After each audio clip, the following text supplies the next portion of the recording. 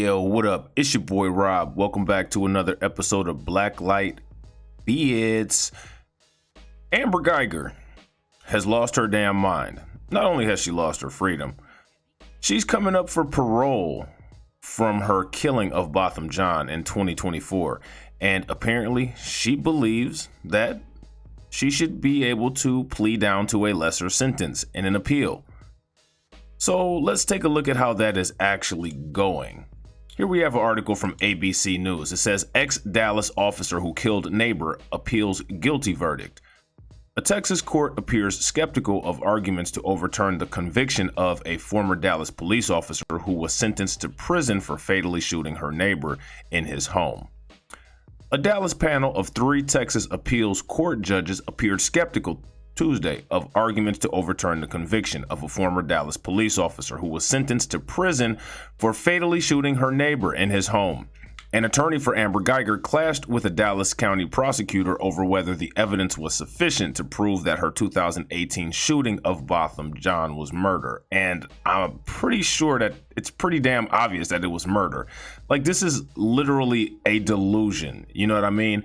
Now, I get it. Everybody is allowed to appeal.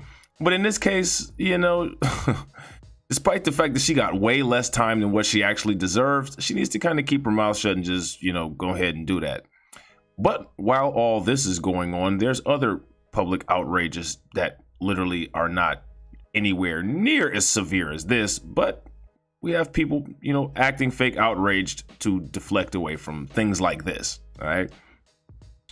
The hearing examined a Dallas County's jury of 2019's decision to sentence Guyger to 10 years in prison for murder. It follows the recent conviction of a former Minneapolis police officer who was found guilty of murdering George Floyd, again focusing national attention on police killings and racial injustice. Guyger, 32, did not appear in court on Tuesday, and the panel seemed to doubt the arguments presented by her lawyer. Thank God. The judges will hand down a decision and at a later unspecified date. More than 2 years before Floyd's death set off protests across the country, Guyger's killing of John drew national attention because of the strange circumstances and because it was one of the string of shootings of black men by white police officers. The basic facts of the case are not in dispute. Guyger, returning home from a long shift, somehow mistook John's apartment for her own, which was on the floor directly below his. Finding the door ajar, she entered and shot him, later testifying that she thought he was a burglar. All right. Now, you know, I mean, you didn't recognize that the apartment was set up different. You didn't happen to look at the address before you walked into the house. You know what I mean? Into the apartment. Like, come on, lady. This is just the flakiness of the flakiness. Jean was only 26 years old and he was an accountant. So, you know, there you go. He was somebody who pulled himself up by the bootstraps and the bootstrap crowd kicked down the door and shot him. He'd been eating a bowl of ice cream before Guyger shot him. They said that late night food can be fatal at times. She was later fired from the Dallas Police Department. Guyger's appeal hangs on the contention that her mistaking of Jean's apartment for her own was reasonable, and therefore, so too was the shooting. Yeah, no. There was nothing reasonable about that. It was clearly criminally negligent at the least. Her lawyer has asked the appeals court to acquit her of murder or to substitute in conviction for criminally negligent homicide, which carries a lesser sentence. Attorney Michael Maula insisted on Tuesday that Guyger did not have the evil intent. Oh, there's no possible way she could have had any intent. I mean, are you serious? A Dallas County prosecutor countered that her error was not reasonable and that she acknowledged intending to kill Jean. Murder is a result-oriented offense, prosecutors wrote in a filing.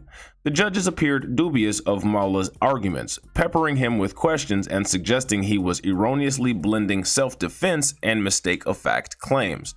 At one point, Chief Justice Robert Burns told Maula that a precedent he raised in Guyger's defense actually supported her conviction. Another judge praised the style of the prosecutor's written argument, calling it pleasing on the eyes. Jean's mother, Allison Jean, told the Dallas Morning News that the appeal has delayed her family's healing. I'm sure. I mean, it's bad enough that she only got 10 years. And then she wants to do less time when she literally negligently walked into an apartment that was the incorrect apartment, didn't check, didn't say anything, and just shot the dude while he was sitting down eating ice cream. You know what I mean? I know everyone has a right of appeal, so let's actually talk about that, because you literally have the Twitter crowd and a bunch of people saying, oh my God, I can't believe people are questioning her right to appeal. No one's questioning her right to appeal. That's something that you have the right to. This is what they do. Anytime, somebody has a criticism, they say that somebody's stopping something. None of us are Supreme Court judges. None of us are doing anything like that. And as far as the Supreme Court judges, the Supreme Court judge that's there who looks like us, but ain't kinfolk, would be one of the ones who would say, oh yeah, just let her free. Clarence Thomas would do that. You know what I'm saying? But on the other hand, there is one person who cannot utilize any more rights because she took them away. This is fact. But then again, you have to understand that we're living in a society and dealing with people who do not believe that you have rights anyway. So having gotten 10 years, only 10 for killing someone who was in the prime of his life and doing no wrong in the comfort of his home, I believe that she ought to accept, take accountability for it, and move on. And I agree, she said. Guyger could have been sentenced to up to life in prison or as little as 2 years.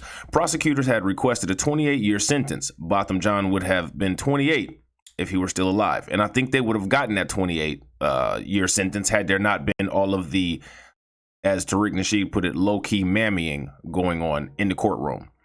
Under her current sentence, Guyger will become eligible for parole in 2024, according to state prison records. Following the trial, 2 members of the jury said that the diverse panel tried to consider what the victim would have wanted when they settled on a 10-year prison sentence, and that's because of all of that forgiveness. Oh my God, Jean, who went by Bo, sang in a church choir in Dallas and grew up in a devout family on the island of St. Lucia. And these people from the islands, very naive when it comes to American dealings with black people. After sentencing, Brant Jean embraced Guyger in court, see, stupid shit like that, and told her his older brother would have wanted her to turn her life over to Christ. And one of the problems with religion. He said if she asked God for forgiveness, she would get it. Well, maybe she'll ask God for this, maybe she'll ask God for this acquittal and maybe she'll get it. Hopefully not. So if you look at these comments here, I mean, look at this one. Sacktown Truth.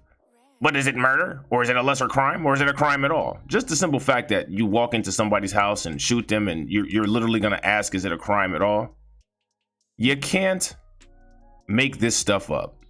But this is literally the level of nonsense that we're dealing with. Yeah, I mean, unbelievable. But, ladies and gentlemen, this is the United States. And what do I always tell you guys about the United States? It's not set up for you. So, with that being said, that's the end of this video. I hope you enjoyed it. All right. Make sure you smash the like button, hit the bell icon twice, share this video out to all of your social media. Please drop your boy a comment, give me some feedback. Let me know if you enjoyed the video, and I will catch you on the next one. All right. Peace.